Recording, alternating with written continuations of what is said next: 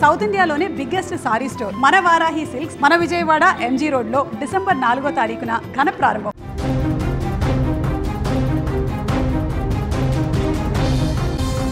తెలుగు రాష్ట్రాలను మరోసారి ప్రకృతి విలయం వెంటాడబోతుంది. బంగాళాఖాతంలో బలపడినటువంటి దిత్వా తుఫాన్ అల్లకల్లోలం సృష్టించేందుకు ఆంధ్రప్రదేశ్ తీరం వైపు ఉగ్ర రూపంతో దూసుకువస్తుంది. ఈ తుఫాను ప్రభావంతో ఇప్పటికే ఏపీలోని 3 జిల్లాలకు రెడ్ అలర్ట్ కూడా జారీ చేశారు.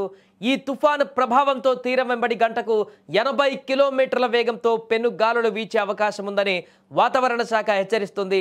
దీంతో రానున్న 48 గంటలు రాష్ట్ర ప్రజలకు అత్యంత కీలకంగా మారనున్నాయి. ప్రస్తుతం నైరుతి బంగాళాఖాతంలో ఈ దిత్వా తుఫాన్ శక్తివంతంగా కొనసాగుతుంది. ఇది ఆంధ్రప్రదేశ్ తీరం వైపు మెల్లమెల్లగా దూసుకువస్తుంది. దీంతో రాష్ట్రంలోని పలు జిల్లాలలో మోస్తారు నుంచి భారీ వర్షాలు కురిసే అవకాశం ఉందని అధికారులు తెలిపారు. ముఖ్యంగా దిత్వా తుఫాన్ తీవ్రత చిత్తూరు, శ్రీ పొట్టి శ్రీరాములు, నెల్లూరు, తిరుపతి జిల్లాలకు అధికంగా ఉండబోతుండటంతో ఈ యొక్క జిల్లాలకు రెడ్ అలర్ట్ జారీ అయింది. అలాగే మిగిలిన జిల్లాలలో కూడా మోస్తారు వర్షాలు కురిసే అవకాశం ఉంది. ఈరోజు రేపు భారీ నుంచి అతి భారీ వర్షాలు కురవనున్నాయి. ఈరోజు తిరుపతి, చిత్తూరు, శ్రీ పొట్టి శ్రీరాములు, నెల్లూరు జిల్లాలలో అత్యంత భారీ వర్షాలు కురుస్తాయని అధికారులు అంచనా వేస్తున్నారు.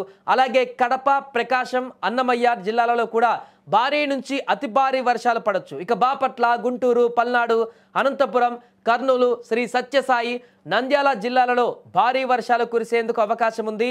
రేపు ప్రకాశం, నెల్లూరు జిల్లాలలో అత్యంత భారీ వర్షాలు కూడా కురవచ్చు. ఇక ఉభయ గోదావరి జిల్లాలు గుంటూరు, కడప, తిరుపతి, డాక్టర్ బిఆర్ అంబేద్కర్ కోనసీమ, ఏలూరు, పల్నాడు, బాపట్ల, ఎన్టీఆర్, కృష్ణా, అన్నమయ్య జిల్లాలలో కూడా భారీ వర్షాలు కురుస్తాయని వాతావరణ శాఖ పేర్కొంది.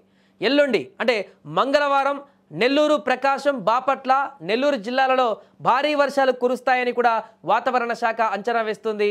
సో దిత్వా తుఫాను ప్రభావం వల్ల తీరం వెంబడి గరిష్టంగా గంటకు 80 కిలోమీటర్ల వేగంతో ఈదురుగాలులు వీచేందుకు అవకాశం ఉందని వాతావరణ కేంద్రం స్పష్టం చేసింది. ఈ పెనుగాలుల దాటికి చెట్లు, విద్యుత్ స్తంభాలు ఊడిపోయేటువంటి ప్రమాదం ఉంది.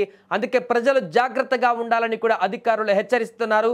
అవసరమైతే బయటికి రావాలి తప్ప ఊరికే బయటికి రాకూడదంటూ కూడా హెచ్చరిస్తున్నారు. ఎందుకంటే ఈ యొక్క గాలుల తీవ్రత అధికంగా మారినప్పుడు రోడ్డు మీదకి వెళితే అక్కడ ఏ చెట్టు కూలి, ఏ విద్యుత్ స్తంభం కూలి మీద పడినా కూడా ప్రమాదం జరిగేటువంటి అవకాశం ఉంటుంది, ప్రాణ నష్టం జరిగేటువంటి అవకాశం ఉంటుంది. కాబట్టి ఎవరు కూడా ఈ యొక్క అతి భారీ వర్షాలు పడేటువంటి సమయంలో ముఖ్యంగా ఈ గాలుల తీవ్రత 80 కిలోమీటర్ల వరకు ఉంటుందంటూ కూడా చెప్తున్నారు. కాబట్టి దాని తీవ్రత హెవీగా ఉంటుంది. కాబట్టి తీర ప్రాంతాలలో కూడా ప్రజలను అప్రమత్తం చేశారు. మత్స్యకారులను మరీ ముఖ్యంగా సముద్ర వేటకు వెళ్లేందుకు కొన్ని తీర ప్రాంతాల వద్ద ఆంక్షలు కూడా విధించేటువంటి అవకాశం ఉన్నట్టు తెలుస్తుంది. వారు వేటకు వెళ్లకుండా ఈ 2 రోజుల పాటు జాగ్రత్తగా ఉండాలంటూ చెప్తున్నారు. ఏదేమైనా కూడా మరొక తుఫాన్ అనేది ఆంధ్రప్రదేశ్లో మరొకసారి కల్లోలం సృష్టించేందుకు సిద్ధమవుతుంది. మోంతా అంత ఎఫెక్ట్ చూపించినప్పటికీ కూడా 3 జిల్లాలలో మాత్రం అత్యంత ప్రభావం అయితే ఈ యొక్క దిత్వా తుఫాన్ది ఉండేటువంటి అవకాశం ఉన్నట్టుగా కనపడుతుంది.